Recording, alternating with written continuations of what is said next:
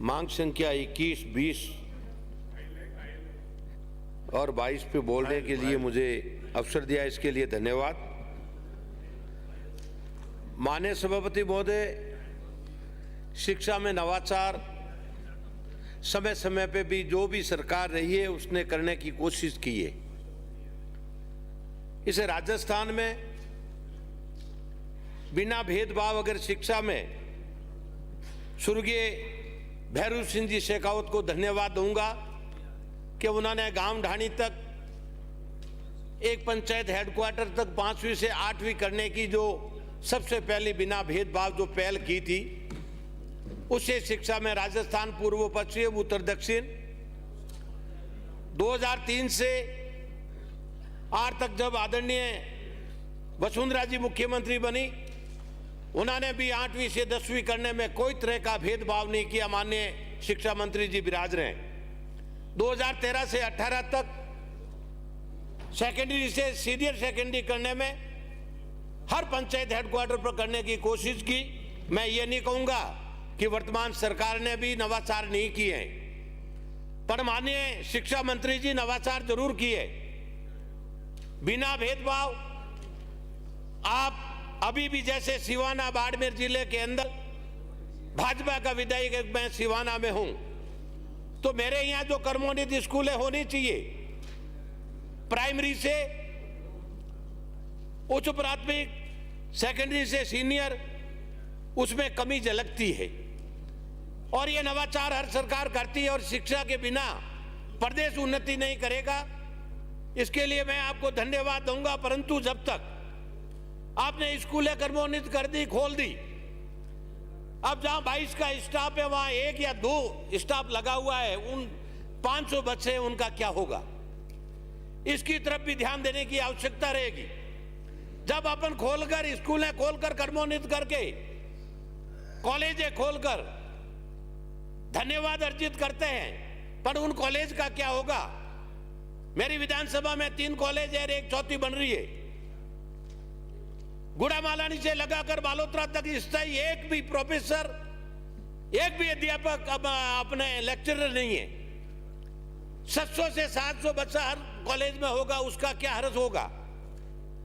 इसकी तरफ अगर अपन ध्यान नहीं देंगे तो बच्चों की पढ़ाई नहीं होगी, गुणवत्ता नहीं होगी, तब तक वो आगे नहीं बढ़ेंगे।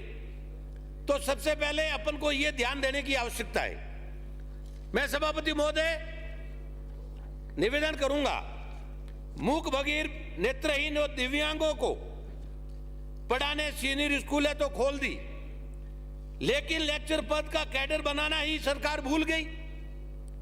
3000 बच्चों ने पढ़ाई छोड़ दी। अभी भी ना स्पेशल टीचर को पदोन्नति दी, ना ही साला दर्पण पोर्टल पर पद अपडेट किए। आज उनकी क्या हालत है? उनके लिए अगर नवाचार करके आगे अपन कॉलेजें खोल रहे, जैसे 4-5 प्रदेश में मां विशेष आवासीय स्कूल आपने खोले, सेकेंडरी बांसवाड़ा से लगाकर नेत्रहीन आवासीय बीकानेर, अजमेर, वहां जब तक 11वीं 12वीं करके लड़का आगे नहीं जाएगा तो कॉलेज में कैसे पहुंचेगा? वहां आपके एक भी शिक्षक नहीं है। तो इसके लिए आपको ध्यान देने की आवश्यकता है। जहां एकीकरण में स्कूलें पहले जो बंद हुई थी वो खोलने के लिए सरकार ने वादा किया था, अभी तक आज दिन तक वो की वो स्थिति है। उल्टा कम नामांकन वाले स्कूल बंद करने जा रहे हैं आप। प्राथमिक शिक्षा के ये स्तर गिर रहा है। रिक्त पद, बाड़मेर जिले में सैकड़ों अध्यापकों के पद रिक्त पड़े। माननीय शिक्षा मंत्री जी, आपने बाड़मेर जिले से, जैसलमेर से लगाकर रेगिस्तान स्थान से जितने भी थे उनकी ट्रांसफर तो कर दी, भरने का काम नहीं किया। नए प्राथमिक विद्यालय खोले जाने की हर बजट में घोषणा हुई है, लेकिन सिवाना क्षेत्र में खोले जा रहे हैं। मेरे द्वारा सरकार को 16 नए विद्यालय खोलने की डिमांड माननीय मंत्री महोदय को दी है। क्षेत्र में प्राथमिक विद्यालयों को उच्च प्राथमिक विद्यालयों में कर्मोन्नत की मांग भी आम जन की भी है, जिसमें सिवाना क्षेत्र के लक्ष्मण नगर, तेलवाड़ा, जिनपुर, देवानिया की, गुंगरवालों की ढाणी, बाड़ा नाडा सहित 17 विद्यालयों के लिए कर्मोन्वित करने के लिए मैं मंत्री महोदय जी से निवेदन कर चुका हूं। उस प्राथमिक विद्यालय कितना परसेंट, मतलब कई जगह 70 से 80% पद खाली पड़े, वो अध्ययन के बच्चे कैसे करेंगे? रिक्त पदों के अलावा भवन जो है उनकी भी स्थिति ये कि ये बनी हुई है। जब तक बच्चों के बैठने के लिए अपन स्कूल खोल देते हैं, भवन नहीं है, चार दीवारी नहीं है। जहां कन्या पाठशाला है वहां शौचालय नहीं है, पीने के लिए पानी नहीं है। अंग्रेजी माध्यम के कोई वरिष्ठ अध्यापक नहीं है और अंग्रेजी माध्यम अपने महात्मा गांधी के नाम से खोल दी, उसका फायदा क्या होगा? उसके लिए आप कम से कम अंग्रेजी पढ़े हुए मास्टर लगाने की कोशिश करें। ये मैं माननीय मंत्री महोदय को 2 बार मिलकर बलराव का वाड़ा स्कूल के अंदर पिछले 2 वर्ष से 2 मास्टर है जो 450 लड़का है, और वहां बजट स्वीकृत होने के बाद में वहां का जो प्रिंसिपल था पहले, उन्होंने कहा जमीन नहीं है, यूं करके भेज दिया था। वापिस 2 साल से मैं प्रयत्न कर रहा हूं कि उनका बजट स्वीकृत हो गया था, और उसके बाद में अभी तक वो वापिस यहां बजट लैप्स हो गया और वो बजट अभी तक नहीं आया। बिना भवन पूरी बलराव का वाड़ा समदरी तहसील के अंदर स्कूल चल रही है। नए संकाय खोलने के लिए विज्ञान विषय पादरू इंद्राना महिलावास बालिका सिवाना नए संख्या सीनियर में विज्ञान की ये खोली जाए। माननीय सभापति महोदय,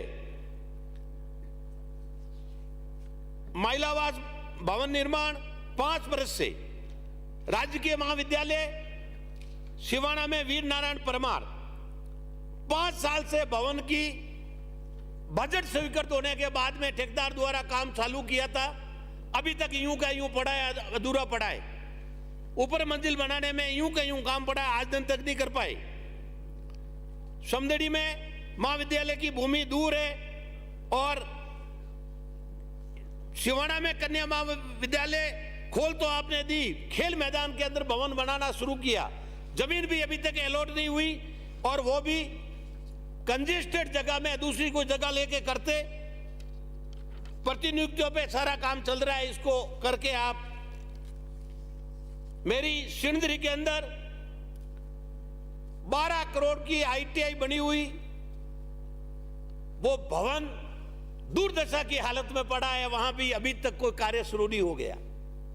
इस वजह से इनको भी आप देखें, सिवाना के अंदर ITI जो ट्रेड है उसको पेट्रोकेमिकल करके इसको चालू करवावे, ताकि रिफाइनरी पास में आने की वजह से अगर पेट्रोकेमिकल सब्जेक्ट होगा, ये इनसे जुड़ा हुआ होगा, तो लोगों को काफी बेनिफिट और फायदा मिलेगा। अभी माननीय सदस्य फरमा रहे थे कि शहीदों के नाम, देशभक्तों के नाम, महापुरुषों के नाम, स्कूलों का नाम, और ये सारे होने चाहिए। वास्तव में भारत में महापुरुष और शहीद आपको ध्यान होगा, ये आजादी के बाद कभी हो जाने चाहिए थे, परंतु दिल्ली उतरकर रेलवे स्टेशन से अगर आप देखते हैं, एरोड्राम के नाम देखते हैं, रेलवे स्टेशन के नाम देखते हैं, तो किन के नाम हुए, कैसे हुए? और आज मैं गर्व से कह सकता हूं कि भारत के प्रधानमंत्री जी ने जो अपने यहाँ देशभक्त हुए हैं, महापुरुष हुए हैं, शहीद हुए हैं, उनके नामकरण करने का कार्य जो किया है, जितने द्वीप थे उनके भी नाम जो भारत में शहीद हुए उनके नाम के करने की कोशिश की है।